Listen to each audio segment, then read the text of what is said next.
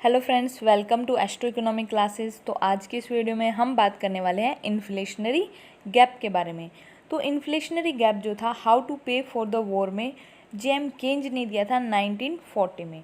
ठीक है, तो जेएम केन्ज ने इस कंसेप्ट को दिया था और जेएम केन्ज ने इस कंसेप्ट को जो हमारी डिमांड पुल इन्फ्लेशन है, ठीक है, जो डिमांड पुल इन्फ्लेशन थ्योरी होती है उसमें इन्होंने उसके अकॉर्डिंग इसे एक्सप्लेन किया है। ठीक है, कि डिमांड पुल इन्फ्लेशन में जैसे क्या होता था कि सिंपल हमारी जो है डिमांड इंक्रीज हो जाती थी लेकिन सप्लाई जो है वो हमारी उतनी ज़्यादा नहीं बढ़ पाती थी। तो ये ना बढ़ पाने के कारण क्या होता था कि हमारे प्राइस इंक्रीज हो जाते थे और इन्फ्लेशन की सिचुएशन आ जाती थी। ठीक है, तो ये थी डिमांड पुल थ्योरी। और अब यहाँ पे इन्फ्लेशनरी गैप क्या बताएगा कि हमारी जो डिमांड है उसमें यहाँ पे अगर चेंज आता है तो सप्लाई में कोई चेंज नहीं आता है।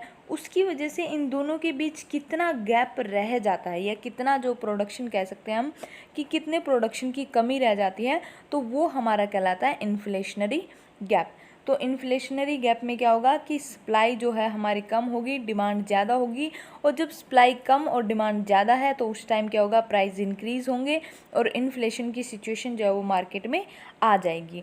तो मेनली जो इन्फ्लेशनरी गैप होता है उसमें होगा कि मार्केट में जितनी हम डिमांड कर रहे हैं उतनी हमारी जो है गुड्स अवेलेबल नहीं होंगी। ठीक है, कि हमने यहाँ पे जितनी गुड्स की डिमांड की है उतनी गुड्स हमें जो है टाइम पे नहीं मिल पा रही हैं।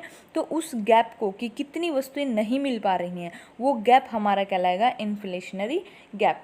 एक एग्जांपल से समझ लेते हैं कि मान लीजिए हम जो है 100 जो है वस्तुएं यहाँ पे मांग रहे हैं। ठीक है, 100 गुड्स की डिमांड कर रहे हैं, ये हमारी डिमांड है।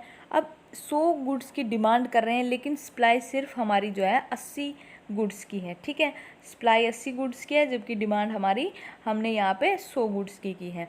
तो यहाँ पे इन दोनों के बीच कितना अंतर आया, तो इन दोनों के बीच 20 का अंतर है कि हम अगर 20 वस्तुएं और उत्पादित करते तो उस वजह से क्या होता, हमारा जो है इन्फ्लेशन नहीं आता। लेकिन ये जो गैप आया है, जो ये 20 रुपये आए हैं, इसी को हम बोलेंगे इन्फ्लेशनरी गैप, कि कितनी वस्तुएं जो हैं हमें यहाँ पे उपलब्ध नहीं हो रही हैं, वो कहलाएगी हमारी इन्फ्लेशनरी गैप। तो ये था सिंपल इन्फ्लेशनरी गैप, जिसमें हमारी सप्लाई कम होगी, डिमांड ज़्यादा होगी, उसकी वजह से प्राइस इंक्रीज़ होंगे और इन्फ्लेशन की सिचुएशन यहाँ पे हो जाएगी और जो गैप आएगा वो हमारा इन्फ्लेशनरी गैप कहलाएगा। अब देखिए हम इसको डायग्राम से कर लेते हैं। तो इन्फ्लेशनरी गैप स्टार्टिंग में ये डिमांड कर्व होता है। ठीक है, ये हमारा AD कर्व है डिमांड कर्व, और ये हमारा AS कर्व है यानी कि सप्लाई कर्व। अब देखिए जो सप्लाई कर्व है जहाँ पे डिमांड को कट करता है, कितनी डिमांड कर रहे हैं, यहाँ पे सिचुएशन होगी फुल एम्प्लॉयमेंट की।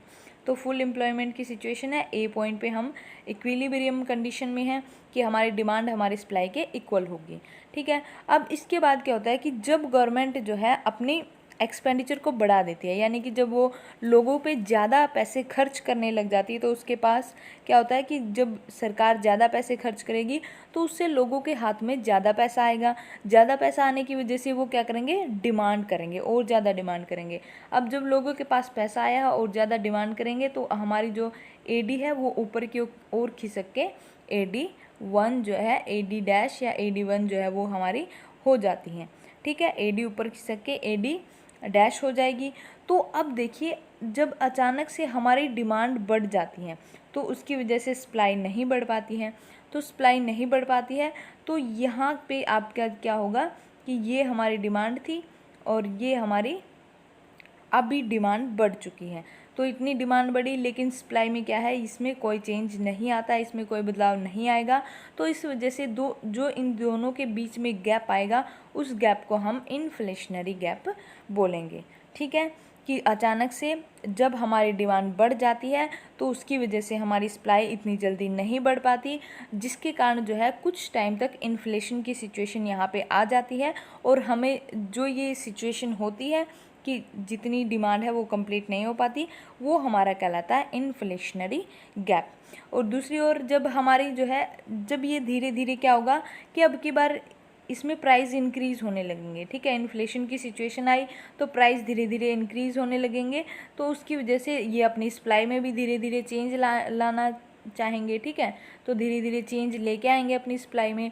तो क्या होगा कि आपका ए एस कर्व जो है कुछ टाइम के बाद जो है ए एस कर्व में चेंजेस आएंगे और वो जो है इसको ए डी को ई पॉइंट पे कट करेगा, जहाँ पे हमारी जो है डिमांड हमारी सप्लाई के फिर से इक्वल हो जाएगी और हमारी जो इकोनॉमी है वो इक्विलिब्रियम की कंडीशन में हो जाएगी। तो ये था हमारा संतुलन का पॉइंट।